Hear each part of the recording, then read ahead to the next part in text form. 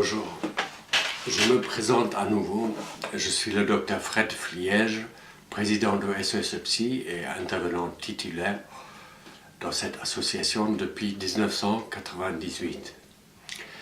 Alors cette conférence m'a été inspirée par ma rencontre avec des personnes qui s'étaient ralliées pour des raisons personnelles à ce qu'il est convenu le mouvement du djihad. Le terme de djihad est assimilé un peu au terrorisme, à mon avis de façon abusive et opportuniste. Enfin, je me permets de répondre à cette occasion à certaines questions qu'on m'a posées concernant mon propre parcours et ce qui m'a amené à rejoindre SOS Psy et à prendre en charge un public dit défavorisé. Alors, tout d'abord les 4 volets thérapeutiques de SOS Psy et les questionnements théoriques et praxéologiques qu'ils soulèvent. Tout d'abord, l'intervention psychoclinique en situation d'urgence et in situ. Ça implique évidemment les questions de la traumatologie, de la victimologie et du débriefing. Deuxièmement, la médiation, l'éthique, la méthodologie. Et puis 3 étapes indispensables. D'abord le compromis. Deuxièmement, les divergences irréductibles entre les parties adverses. Et enfin, les points d'accord presque évidents, j'allais dire. Troisièmement, ça soulève la question des psychothérapies sans frontières et le statut de la culture en clinique. Et enfin, psychanalyse ici ou ailleurs, par exemple en terre d'islam ou en pays bouddhiste. Alors, pour revenir à cette première question, mes motifs d'avoir rejoint SOS Psy et de ne m'occuper plus que de cette association-là, j'ai occupé la fonction d'ATER, attaché temporaire d'enseignement et de recherche, avec un contrat prévu pour 2 ans à l'université Paul Valéry de Montpellier 3, mais j'ai été destitué sans motif par mes collègues. Il faut dire que le renouvellement de ma fonction dépendait alors de l'accord de Jean-Pierre Martineau, mais celui-ci, sachant qu'il allait être destitué de toute façon à cette occasion-là par ses propres pairs, s'était absenté ce jour-là.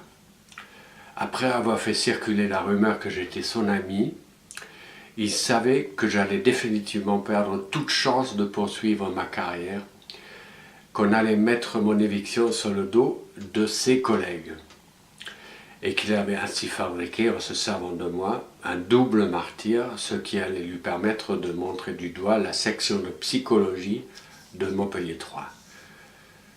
Marcos Zafiropoulos, dont j'avais été le premier doctorant, et dont j'avais pour ainsi dire légitimé la carrière, il est devenu directeur du CNRS, ce qui n'est pas rien. On lui a attribué 60 doctorants supplémentaires, ce qui est très peu orthodoxe à mon sens. Alors que j'étais chercheur affilié au CNRS à Paris 7 et qualifié maître de conférence, ce monsieur n'avait plus besoin de moi comme pion susceptible de placer ses élus à Montpellier. Zafiropoulos a attribué le poste qui m'était destiné à l'une de ses étudiantes les plus dociles et m'a définitivement laissé tomber. Je me suis alors exclusivement consacré à mon activité d'intervenant au sein de SOS Psy. On peut se demander pourquoi une association qui a fait ses preuves depuis plus de 15 ans et qui a fait des économies incalculables à l'État et à la sécurité sociale peut déplaire autant à ceux qui détiennent le pouvoir. Avant d'y apporter un début de réponse, il faut bien se garder de ne pas tomber dans la paranoïa, un complexe de persécution, qui guette la plupart de ceux qui se sont vus écartés du sérail. Alors, dans ce que j'appelle le sérail, je n'inclus pas seulement les tenants de l'industrie pharmaceutique et leurs collaborateurs au sein du monde médical, ni même les médecins véreux qui s'enrichissent en plongeant leurs patients dans une pharmacodépendance, ni seulement les politiciens malhonnêtes qui bénéficient de tout ce système aussi infâme que bien rodé, mais j'y inclus aussi les bien-pensants qui ne voient pas d'un bon œil que SOS Psy s'occupe de sujets marginaux. Ces braves citoyens verraient bien mieux ces gens-là en prison ou dans un établissement fermé. Ne voulant exposer SOS Psy à des poursuites pour diffamation, je dois me contenter de mes propres expériences au sein de l'association. Voici l'une parmi les nombreuses anecdotes que l'on peut citer à propos des interventions de SOS Psy. Le 1er octobre 2012, je suis entré dans un squat dans les hauteurs de l'Odève. Il s'y trouvait 12 squatteurs au lieu de 14 comme d'habitude. Les deux disparus étaient un Ukrainien qui se faisait appeler André et un Ghanéen qu'on appelait Mike. À ma demande, on m'expliqua qu'il y avait une altercation entre des flics, d'après la description des gendarmes mobiles, qui avaient omis de préciser la juridiction dont ils dépendaient. Ces gendarmes les avaient menacés de leurs armes en leur disant de fermer leur gueule. La raison en aurait été que les squatteurs auraient protesté contre le fait que ces gendarmes, entre guillemets, avaient 2 jours avant torturé sévèrement, brûleurs de cigarettes, hématomes, doigts cassés que j'ai même moi-même par mes yeux pu constater, 2 filles croates clandestines qu'ils avaient coutume de violer régulièrement sans trop les torturer entre guillemets comme les autres clandestines du squat. Tous se sont tus sauf 2 squatteurs susmentionnés clandestins. Les gendarmes les auraient amenés loin, on aurait entendu leurs cris de douleur qui se seraient tus après le claquement des portières qu'on n'aurait plus jamais entendu parler d'eux. Après des renseignements pris, ils ne seraient jamais arrivés dans aucun poste de police ou de gendarmerie de France. Les squatteurs supposent qu'ils se seraient fait liquider purement et simplement, d'autant plus que clandestins, ils n'auraient aucune existence officielle en ce pays.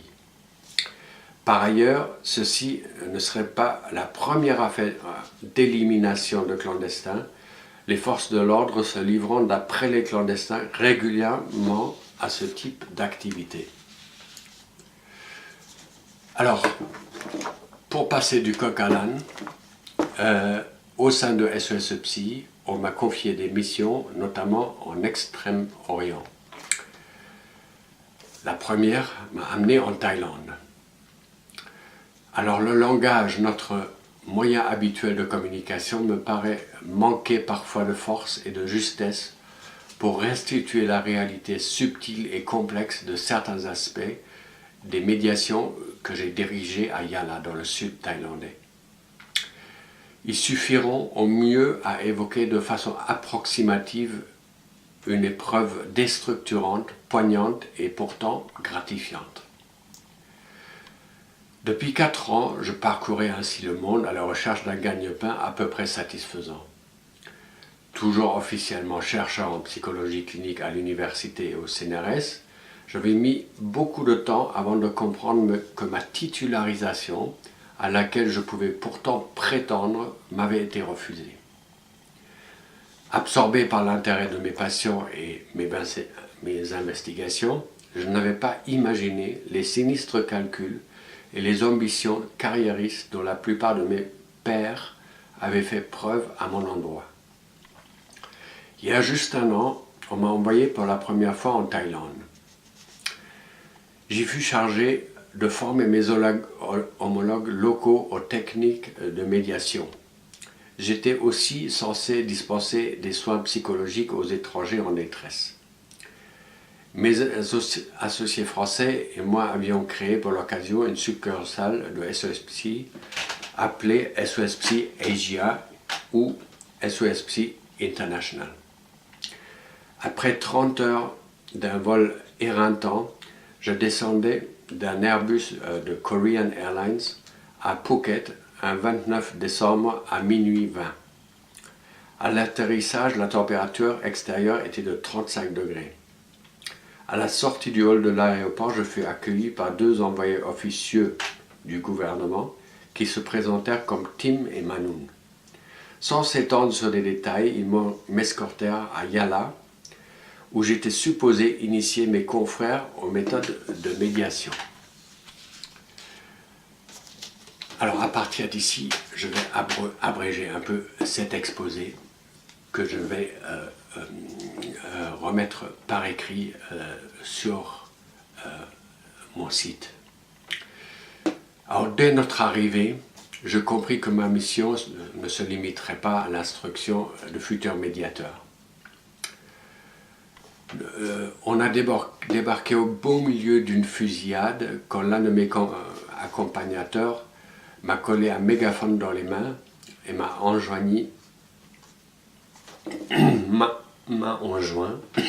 excusez-moi, de chercher à calmer les protagonistes de la mêlée, sachant d'expérience que la fermeté et la sérénité étaient la clé de toute négociation. J'ai demandé aux combattants un bref cessez-le-feu pour me laisser dire quelques mots. Ainsi, c'était dans le feu de l'action que j'ai dispensé leur première leçon à mes futurs élèves. À mon étonnement, les armes se turent presque instantanément. J'expliquai qu'il s'agissait pour chacune des parties de dresser une liste des points d'accord possibles, des divergences irréductibles et avec lesquelles il fallait vivre, et celles susceptibles de faire l'objet d'un compromis. Quand j'avais terminé, j'ai retenu mon souffle, certain d'être abattu d'une rafale d'AK-47. Mon discours fut à nouveau suivi d'un long silence. J'ai fini par m'apercevoir, à côté d'une maison en ruine, d'un homme à l'air calme, sérieux et intelligent, appuyé négligemment sur une mitraillette. Portant un cafetan blanc et un turban noir, il me paraissait être l'un des leaders des insurgés. Sentant qu'il ne fallait pas laisser passer le moment de grâce, j'ai avancé vers lui. Comme mes escorteurs m'ont emboîté le pas, les rebelles en face ont levé leurs armes.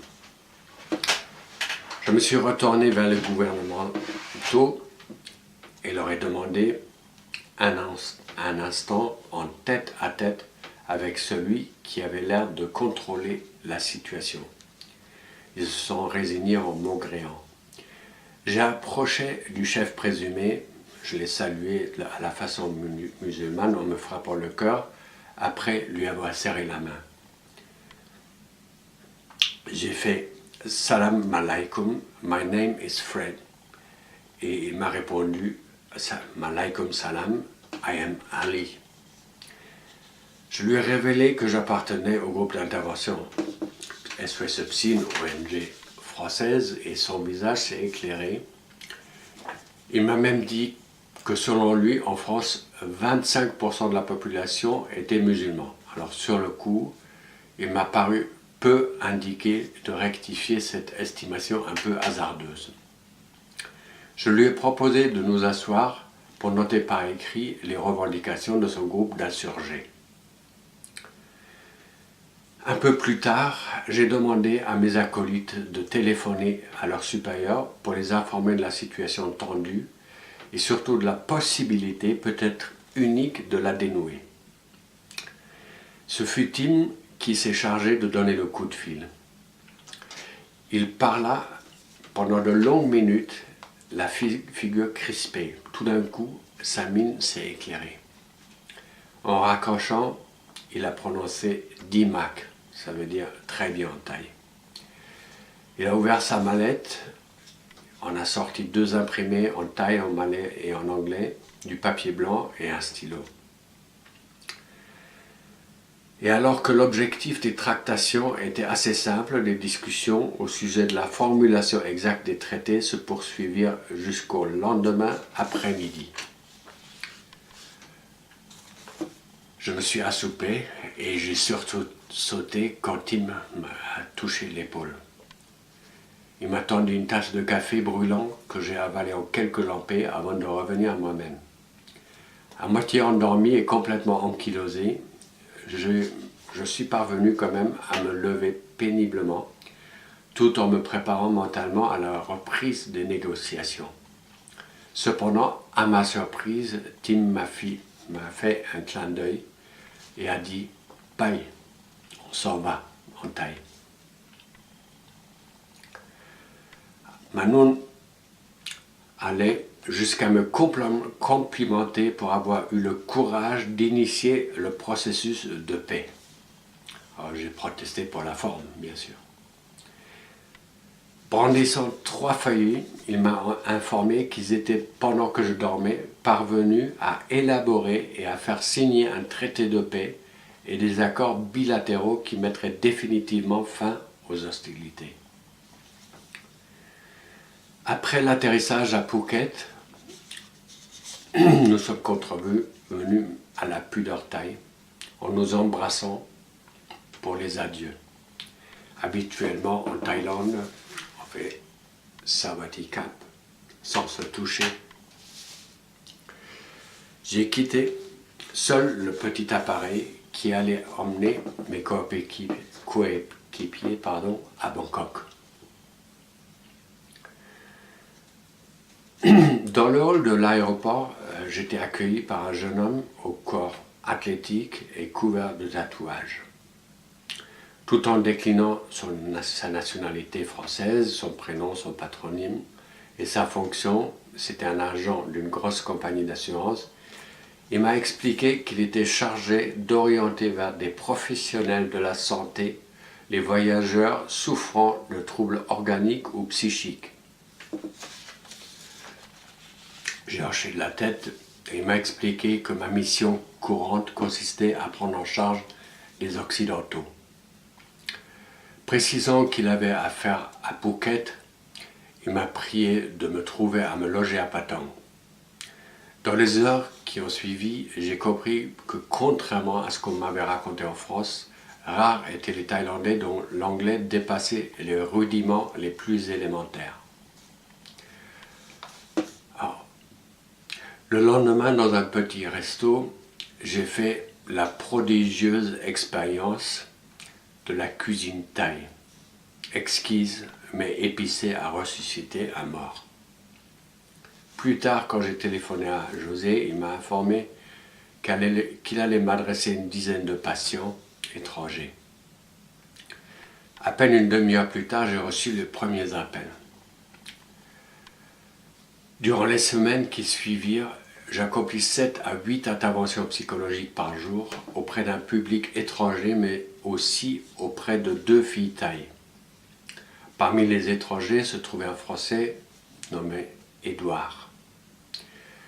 Il se trouvait dans un état quasi catatonique à son hôtel où il végétait depuis plusieurs jours.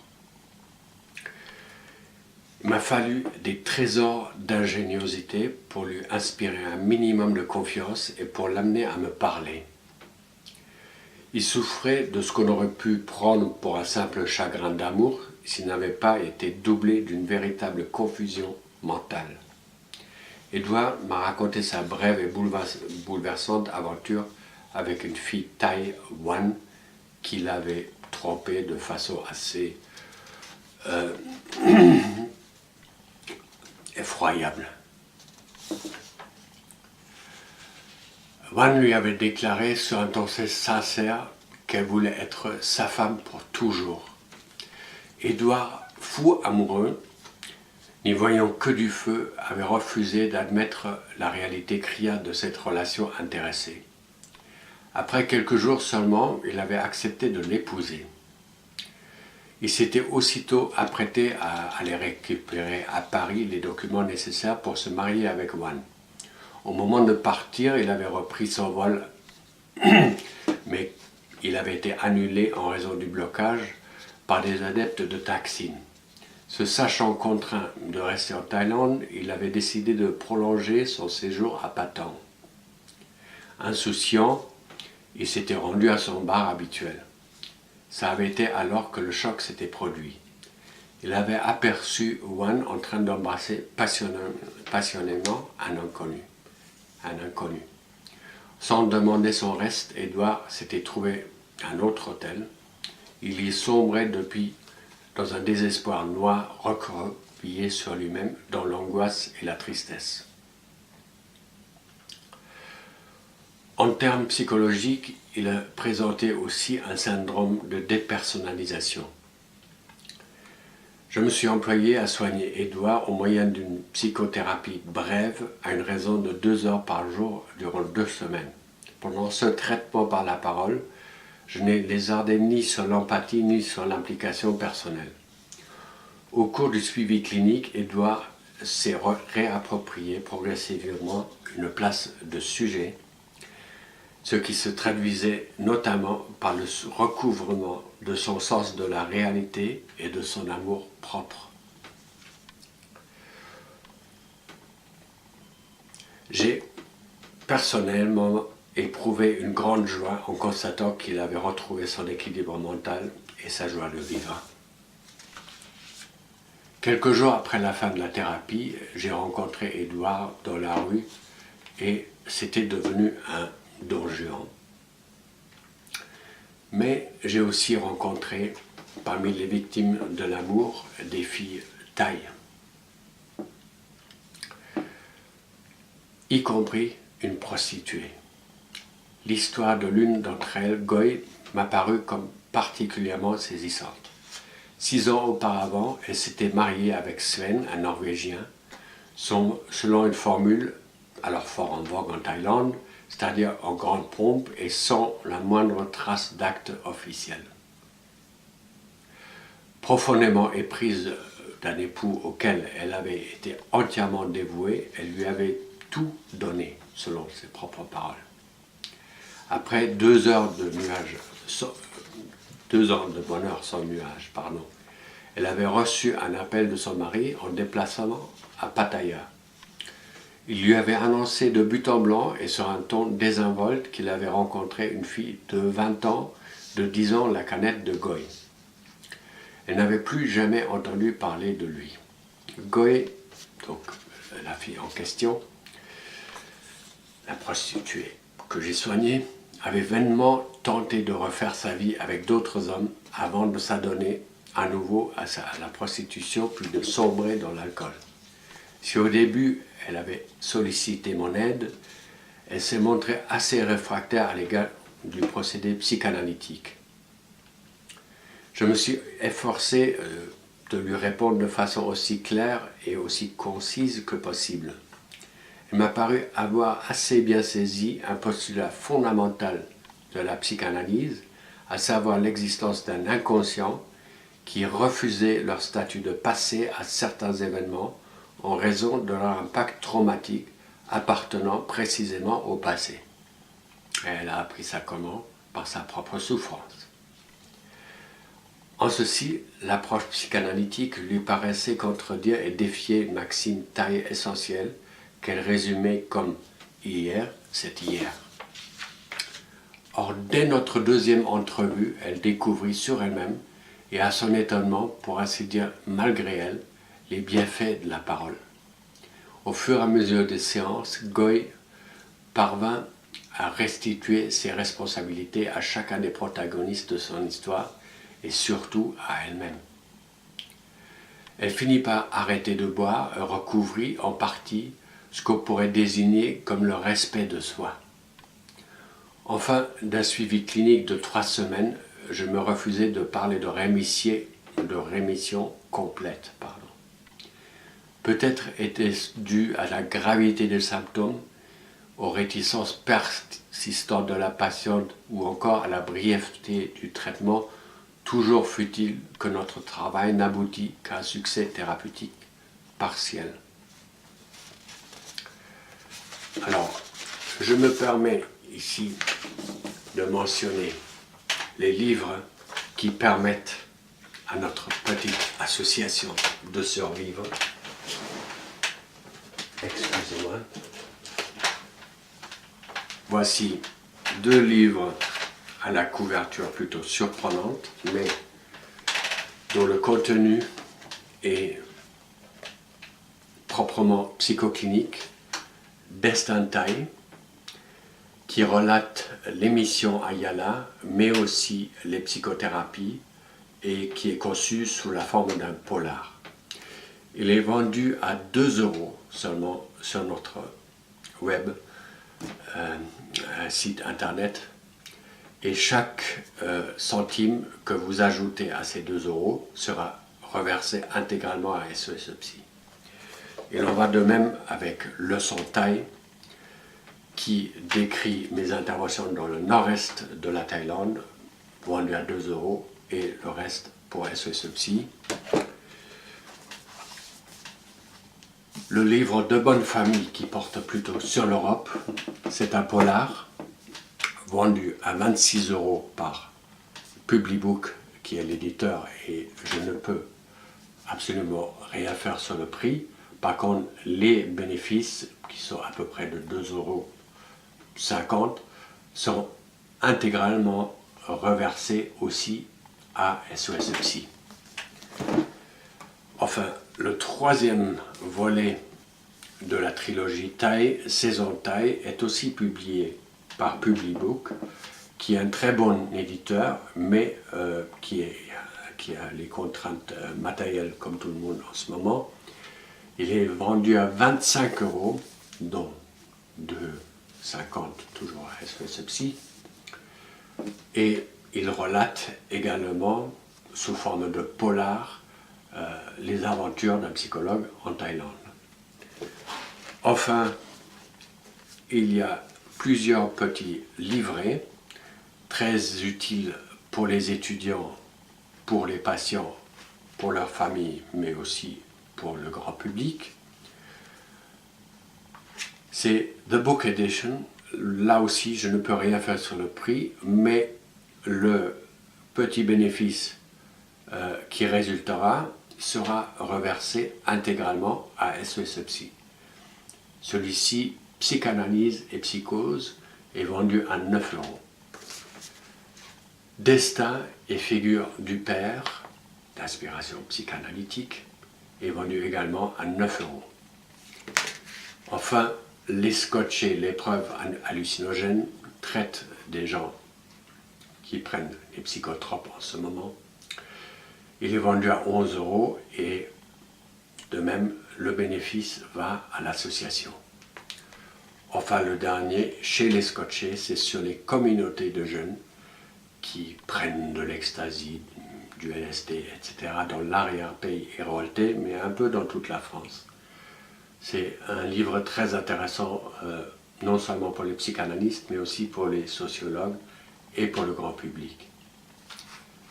Je vous remercie et à bientôt.